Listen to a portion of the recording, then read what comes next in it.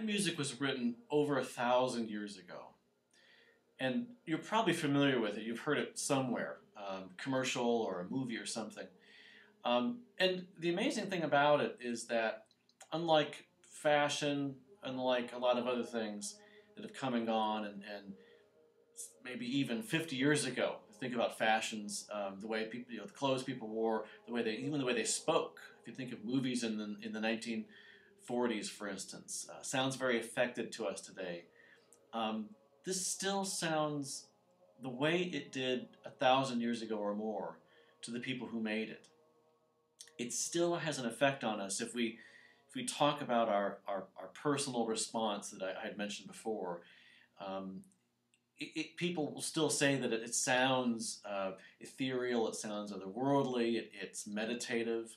You can come up with your own adjectives, and you will in the coming days. I'll ask you to give me a response actually before you listen to the lecture, because I want to hear what you're hearing. We all hear slightly different things. But people with this music tend to say that it does sounds devout, even if they didn't know that it was sacred music. That they have this sense that these are maybe monks singing this in a monastery. So let's move beyond the personal response for a second and kind of get into the descriptive part of this. What is it? What is it we're hearing exactly? How did the people back then hear it? What was the context? There's a lot going on here. Well, first of all, this is plain chant. Maybe you already knew that. Chant or plain chant. And so the title is Viderunt Omnes of this particular plain chant. All chant in the Catholic Church, or the church. Back when this was written in the Middle Ages, there was no Protestant church, so it was just the Christian church. Viderunt Omnes, all have seen the salvation of our God. This is a few verses from a psalm, Psalm 98, that Christians interpreted as prefiguring the birth of Jesus. So this was sung every year. If you were in a monastery, every year, Christmas morning, everyone would sing this chant, and you knew it by heart. And it came right before the gospel reading, which was considered really the high point of the service. There were different readings from the Bible every day. A few letters, perhaps a letter from Paul to one of the churches. But the gospel reading was special, and especially on Christmas Day, of course, the gospel reading would have told the story of the birth of Jesus. Quick public service announcement here. Of course, this is a church. I'm not trying to make everyone Christian. I am a Christian, but it doesn't matter. It doesn't matter what any of you are or whether you even believe in any of this. But we're here for the music, and in order for us to understand the music, we really cannot separate it from what the people believed and where those who heard this and made this music, where they heard it and made it. So we have an appreciation in that regard.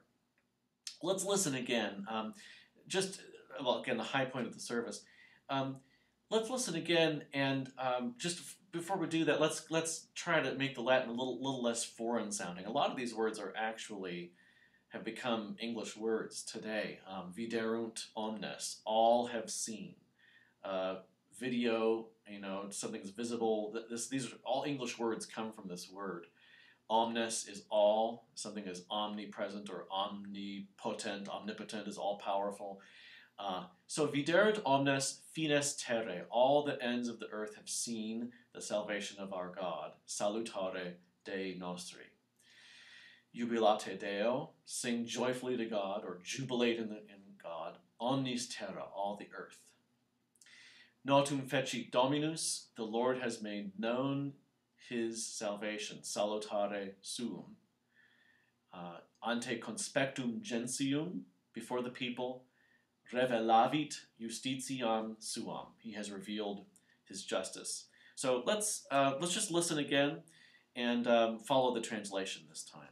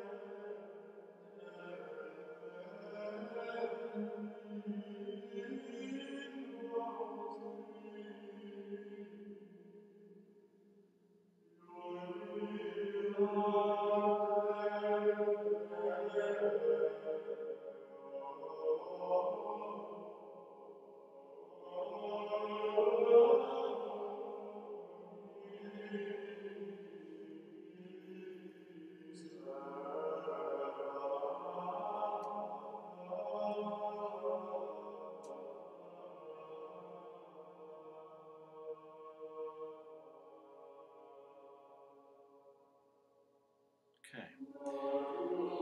Second part.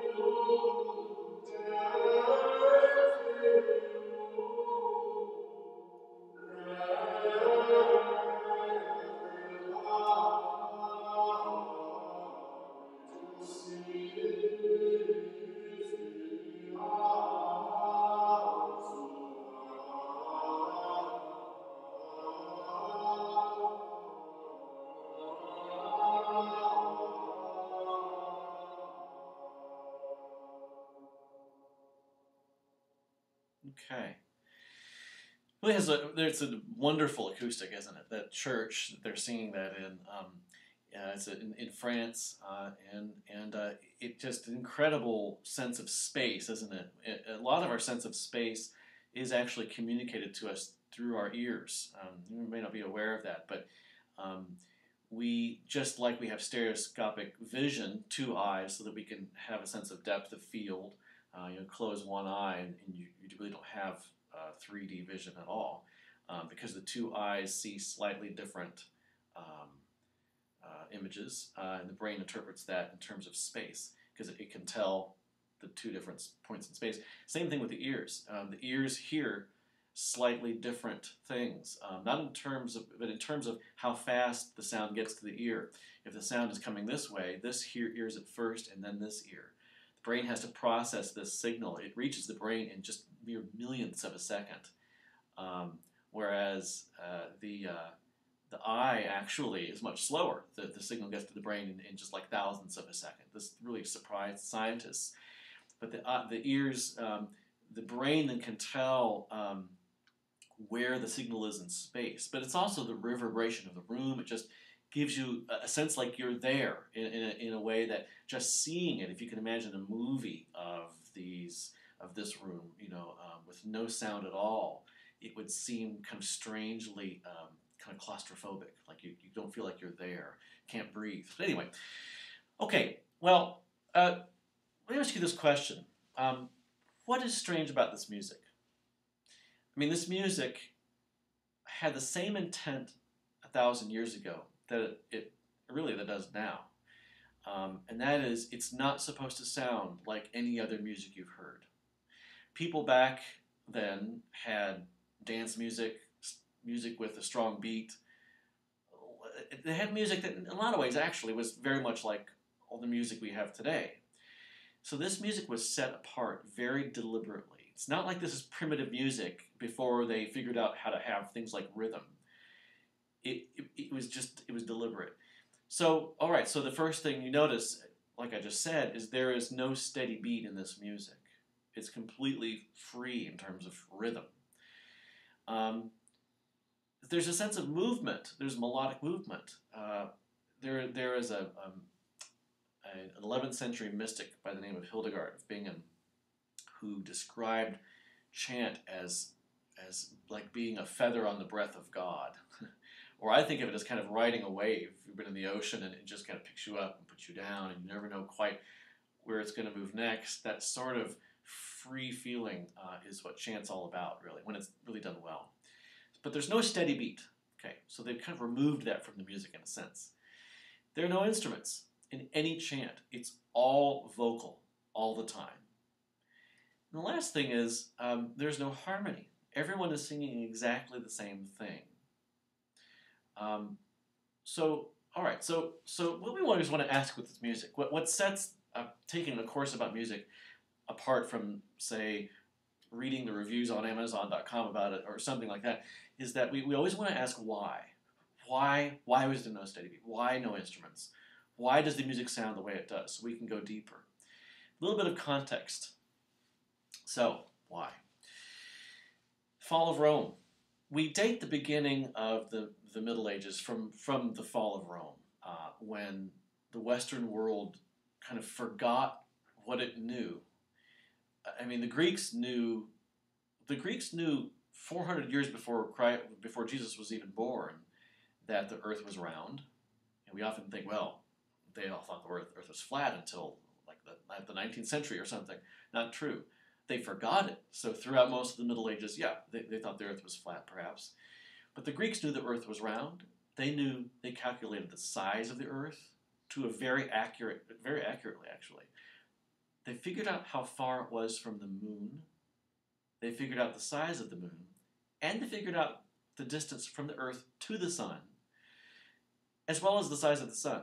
Now, if you don't believe me, look it up. Google it. You'll find this is true. So when we say, all throughout history there was talk of the glory that was Rome and Greece, kind of the ancient world. It really was. People had heated homes. They had running water in Rome.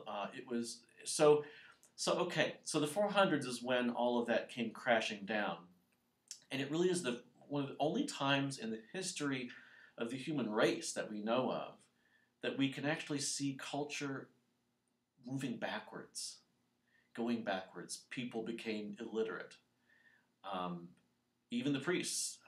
You went to church, a lot of times they were just kind of reciting just mumbo jumbo, hocus pocus. It probably comes from this, that word. So, but here's the question. Okay, so here is Italy. You probably know where Rome is. Rome is kind of right in the middle. But Rome in the ancient world, when it was the Roman Empire,